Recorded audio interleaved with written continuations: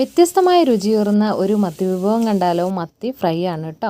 അപ്പോൾ അതിൻ്റെ മസാലകളാണ്, അതിൽ ചേർക്കുന്ന മസാലകളാണ് ഇതിനെ വ്യത്യസ്തമാക്കുന്നത് കേട്ടോ.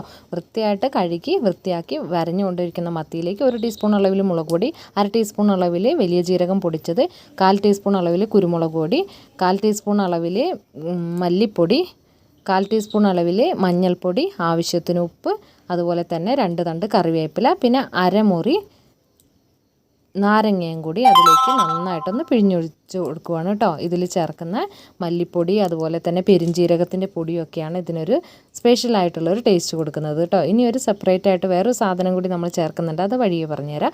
നന്നായിട്ട് ഈ ഒരു മസാലയിലേക്ക് നമ്മളുടെ മത്തി നന്നായിട്ട് തിരുമ്മി ഒന്ന് പിടിപ്പിച്ചതിന് ശേഷം ഒരു 5-10 മിനിറ്റ് മാറ്റി വയ്ക്കുക. സമയം കൂടുതലുണ്ടെങ്കിൽ അതിനനുസരിച്ച് വെച്ചോളൂ കേട്ടോ. പിന്നെ അതിലേക്ക് നമ്മൾ മത്തി ഇപ്പോൾ വറക്കാനായിട്ട് കല്ലിൽ മൊത്തം പിന്നെ നിറയെ കറിവേപ്പില വിതറിയിട്ട് അതിലേക്ക് നമ്മൾ മത്തി ഒന്ന് ഇട്ട് കൊടുത്തിട്ടുണ്ട്. ഇനി അതിലേക്ക് നമ്മൾ ഇതുപോലെ വെളുത്തുള്ളി ഒരു 6-7 അല്ലി വെളുത്തുള്ളി ഇടികല്ലിലിട്ട് ചതച്ചിട്ട് നമ്മൾ വറക്കാനിട്ടിരിക്കുന്ന മത്തീൻ്റെ മേലെ കൂടി ഇതുപോലെ ഒന്ന് സ്പ്രെഡ് ചെയ്ത് കൊടുക്കുക കേട്ടോ. അല്ലാതെ നമ്മൾ ഈ മസാലയിലേക്ക് നമ്മൾ ഇഞ്ചിയും വെളുത്തുള്ളിയും കൂടി അരച്ച് ചേർക്കുകയല്ല ചെയ്യുന്നത്.